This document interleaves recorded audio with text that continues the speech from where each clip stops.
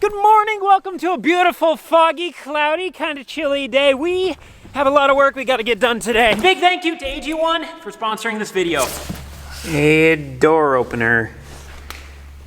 Oh, there we go. Your dad's holding his back. I guess he tweaked it the other day, getting out must have slipped on some ice or something, so we're gonna be kind of being personal assistant for Dad today. It's hard for him to bend over, which I get it. Having a bad back or hurt back stinks. I'm 1000% convinced that this seat is a heated seat. When you turn this thing on when it's cold, it gets warm under you, but there's nowhere to turn anything off or on, so I don't know if it's just in my head. No, this thing's gotta have a heated seat. We've had a fairly sloppy spring so far, just a lot of freeze, thaw, rain, snow, thaw, and it's made a muddy mess. I called the rock guy. We got 3 more loads of 3-inch rock coming in. We're gonna end up continuing the driveway from right where we're at over to the gasoline barrel. Currently there is almost no rock in here, and if it gets wet at all, the semi will get stuck. And we're gonna be taking out of this bin next, which is completely full, but the problem is, in order for us to get auger right through here, dumping into the center of this driveway, we need to get rock there. For my entire life, it's always been a slop hole in front of this open face building, so it's gonna be nice getting some rock in. I know Ronnie said a couple times he pulled in, well, is it gonna give out this time? But it always seemed solid. I'd say there's a good load yet, at least. I would too. How's the back feeling today? It felt a lot better walking stuff. The bending over part, yes, a little bit, you know, but it's feeling a lot better. We need to pop this small postal digger off. This is our 12-inch bit, and then we're going to be putting this big one on. This is an 18-incher. There.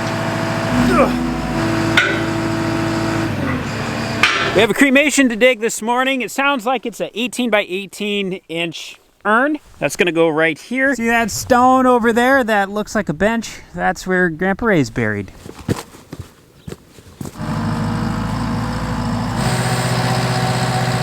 When's this funeral? 2 days from now? Yeah. Starting to dry up just enough to the point that starting to get little dry spots in high areas and the mud's barely sticking to the old boot. I like it when it starts getting like this because we're gonna be able to start doing some outside projects here pretty soon. Looks like Ron's here for another load of beans. Just about empty. Here I got that pile there, and we got about 20 seconds before we start to overflow. Ron he knows when to leave last second. You're sitting here biting your nails the entire time thinking you're gonna run over, so he's still getting into his truck. We gotta push in the clutch, let her slow down for a second, put her in gear and drive forward and see we're getting closer. But he gets it always. And then, yep, there we go. Since we don't have a scale on the farm, he's got this thing set up. I'm not really sure fully how it works, but that gauge will go to 70 when we're at kind of where we need to be. I just want to take a quick second to thank our video sponsor. My health is extremely important to me, so I try to be really conscientious about what I put into my body. The only problem with that is, it is so confusing. That thing's made out of pterodactyl bone, but you want the one that if you don't take this, you don't. Frankly, I want nothing to do with that, so that's why I drink AG1. 75 whole foods-based ingredients, probiotics, vitamins, minerals, superfoods, and the best part is everything works together holistically as one to help support our entire body system. This is my favorite part. Personally, I like to drink it while I'm working out, so not only am I staying hydrated, but I'm also getting everything that my body needs. And as far as taste goes, it tastes like a half-chewed gumball, and I've never had an afterburn before, which, big plus. The last thing that I want to be is sluggish and tired. I need to be alert and focused. So that's where AG1 really comes into play for me. I don't get that crash, so I can stay mentally acute and laser focused. I get a lot of stuff done. Go to athleticgreens.com/ColeTheCornstar to get started on your order. AG1 is going to give my community a free 1-year supply of immune-supporting vitamin D3 plus K2 and 5 free travel packs with your first purchase. Thanks to AG1 for sponsoring this video.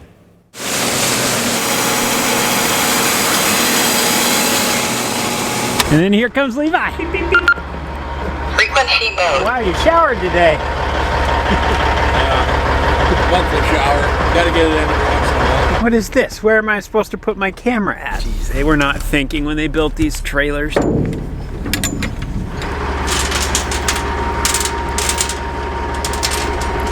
Oh, are you kidding me? It did it again? Now explain to me the physics behind that falling inside of there. Oh, good. You got caught on me the other day and I ended up breaking a screwdriver trying to get it out and then resorted to a hammer.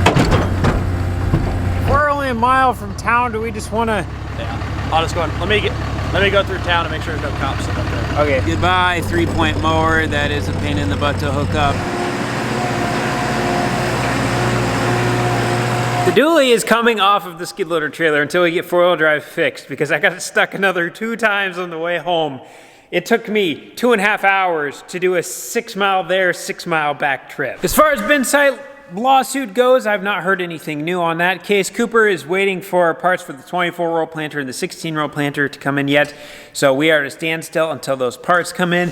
Sounds like tomorrow Cooper's gonna come over here to this shop, and we're gonna try to get this tube heater system out maybe, and see if we can at least get it kind of mounted up on where we figure we're gonna need it to be, so that way we know exactly where we need to have our exhaust hole on the back wall. Then the electrician Wade is supposed to make an appearance tomorrow. We need to pull our breaker box off of this piece of plywood that's on the back wall.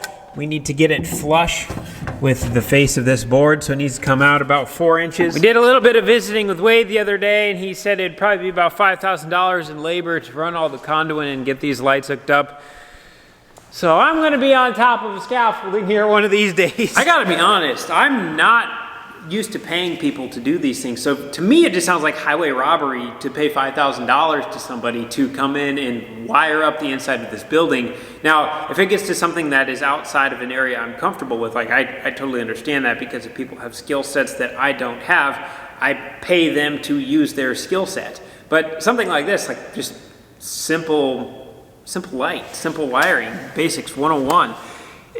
I'm just not used to paying people for this kind of stuff, so in my eyes, I just feel like we should do it. And I guess I attribute that to when I was growing up, we would go help neighbors for an entire week. We'd bring all of our equipment over there to go help them with whatever project they needed on their acreage, their house, their roof, barn, whatever. We'd go help them bring every tool we had, and anything that we had was theirs to use. Just went and helped them because they were your neighbor. So it's just a weird environment for me now, and I'm starting to realize that the most expensive part of a project is the labor itself, and the materials are the cheap part, because we did a lot of projects growing up where everyone said, oh, well, that's really expensive to do, and I'm looking at it, I was like, well, I didn't really think it was that bad, and then they said they did it, and it was like twice as much money.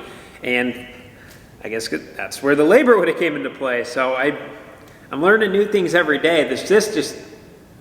I don't know, Dad and I did the main heated shop conduit ourselves, and it didn't seem like it even took us that long, but I guess we saved ourselves $5,000 by doing that. Which I guess that is why we build shops like this, so that way it enabled us to have an environment where we can work on our equipment. Because like for those, if we bring them to a shop, we're looking at $110, $150, $200 an hour. Which the way my mind has started to develop into, if I have a $100 an hour activity and I have a $20 an hour activity, they both need done, but I will hire the $20 per hour activity out, even if it costs me $50 an hour, so that way I can just stay working on the $100 hour per activity, and then I'm making another $50 an hour by doing that higher earning job.